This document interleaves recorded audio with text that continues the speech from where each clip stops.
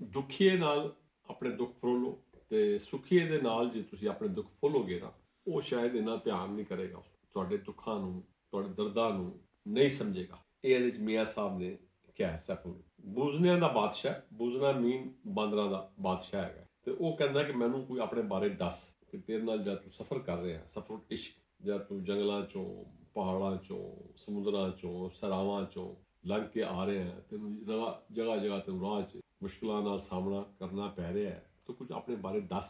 ਉੱਥੇ ਸੈਫ ਮਲੂਕ ਸ਼ਹਜ਼ਾਦਾ ਜਿਹੜਾ ਹੈ ਉਹ ਉਹਨੂੰ ਕਹਿੰਦਾ ਹੈ, ਸੈਫ ਮਲੂਕ ਕਿਹਾ ਕੀ ਦੱਸਾਂ ਹਾਲ ਹਕੀਕਤ ਤੈਨੂੰ, ਪੁੱਛਣ ਜੋਗੀ ਗੱਲ ਨਾ ਮੇਰੀ, ਕੁਝ ਨਾ ਪੁੱਛੋ ਮੈਨੂੰ।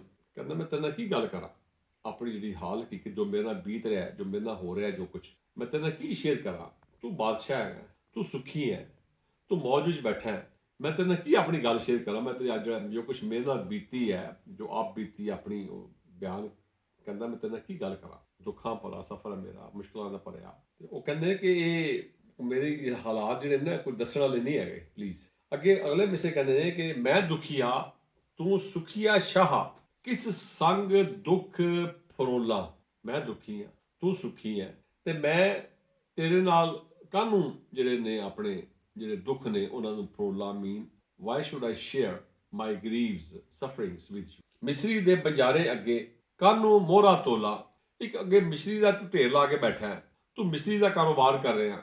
ਮਿਸਰੀ ਮੀਨ ਜਿਹਨੂੰ ਅਸੀਂ ਅੰਗੂਰਾਂ ਦੀ ਬਣੀ ਹੁੰਦੀ ਹੈ, ਜਿਹੜੀ ਨਿੱਕੀ ਨਿੱਕੀ ਡਲੀਆਂ ਹੁੰਦੀਆਂ ਨੇ, ਮਿਠਾਸ ਦੇ ਲੋਕੀ ਨੇ ਮਿਸਰੀ ਇਸਤੇਮਾਲ ਕਰਦੇ ਨੇ।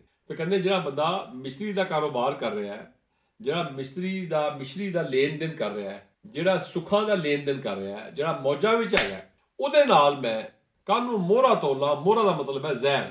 ਉਹਦੇ ਅੱਗੇ ਮੈਂ ਜ਼ਹਿਰ ਜਿਹੜਾ ਹੈ ਉਹ ਮੈਂ ਕਾਹਨੂੰ ਉਹਦੇ ਅੱਗੇ ਤੋਲਾ ਜਾ ਕੇ, ਮੈਂ ਉਹਨੂੰ ਕਾਹਨੂੰ ਜ਼ਹਿਰ ਦਾ ਜਿਹੜਾ ਮੈਂ ਆਪਣਾ ਜਿਹੜਾ ਜੇ ਮੇਰੇ ਦੁੱਖ ਤੇ ਰੰਜ ਨੇ, ਤਕਲੀਫਾਂ ਜਿਹੜੀਆਂ ਨੇ, ਉਹ ਮੈਂ ਉਹਨੂੰ ਕਾਹਨੂੰ ਕਿਉਂ ਦੱਸਾਂ। ਉਹ ਮੈਂ ਸੋ ਇਹ ਹੈ ਕਾਹਨੂੰ ਮੋਹਰਾ। ਮੋਹਰਾ ਦਾ ਮਤਲਬ ਹੈ ਜ਼ਹਿਰ, ਤੋਲਾ।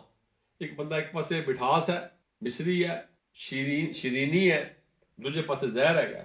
ਤਾਂ ਉਹ ਕਹਿੰਦਾ ਕਿ ਆਪਸ ਵਿੱਚ ਇਹਨਾਂ ਦੀ ਮੈਚਿੰਗ ਨਹੀਂ ਹੈਗੀ ਕੋਈ। ਕਿ ਜਿਹੜਾ ਬੰਦਾ ਸੁਖੀ ਹੁੰਦਾ ਹੈ, ਦੁਖੀ ਬੰਦਾ ਜਦੋਂ ਰੋਣਾ ਰੋਵੇ ਨਾ ਅੱਗੇ, ਤੇ ਉਹ ਤੰਗ ਪੈ ਜਾਂਦਾ ਬੰਦਾ ਕਿ ਇਹ ਕਾਹਨੂੰ ਮੇਰੇ ਅੱਗੇ ਆ ਕੇ ਆਪਣੀ ਗੱਲਾਂ ਸੁਣਾਉਣ ਲੱਗ ਪਿਆ ਫੜ ਕੇ। ਫਿਰ ਮੀਆਂ ਸਾਹਿਬ ਨੇ ਬੜਾ ਇੱਕ ਸ਼ੇਰ ਹੈ ਨਾ, ਇਹ ਬੜਾ ਆਪ ਦਾ ਮਸ਼ਹੂਰ ਸ਼ੇਰ ਹੈ। ਉਹ ਅਕਵਾਲ ਦੀ ਸ਼ਕਲ 'ਚ ਹੈ, ਕੌਲ ਦੀ ਸ਼ਕਲ। ਦੁਖੀਏ ਦੀ ਗੱਲ ਦੁਖੀਆ ਸੁਣਦਾ, ਸੁਖੀਏ ਦੀ ਗੱਲ ਸੁਖੀਆ। ਦੁਖੀ ਬੰਦੇ ਦੀ ਗੱਲ ਦੁਖੀ ਸੁਣੇਗਾ ਬੰਦਾ, ਔਰ ਸੁਖੀ ਬੰਦੇ ਦੀ ਗੱਲ ਸੁਖੀ ਸੁਣੇਗਾ। ਦੁਖੀਆ ਹਾਏ ਕਰੇ ਤਾਂ ਕੋਲੋਂ, ਸੁਖੀਆ ਹੁੰਦਾ ਦੁਖੀਆ।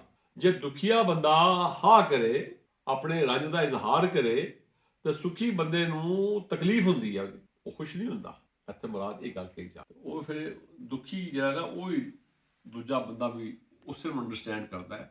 ਪੰਜਾਬੀ 'ਚ ਕਹਿੰਦੇ ਰਾਹ ਪਿਆ ਜਾਣੇ ਜਾਂ ਵਾਹ ਪਿਆ ਜਾਣੇ। ਤੇ ਦੁਖੀ ਬੰਦਾ ਉਹ ਹੀ ਦੂਜੇ ਦੁਖੀ ਇਨਸਾਨ ਦੀ ਉਹਦਾ ਮਦਾਵਾ ਕਰੇਗਾ ਦੁੱਖ ਦਾ, ਜੇ ਖੁਦ ਉਹ ਉਸ ਚੋਂ ਲੰਘਿਆ ਹੋਵੇ। ਅਦਰਵਾਈਜ਼ ਬੜਾ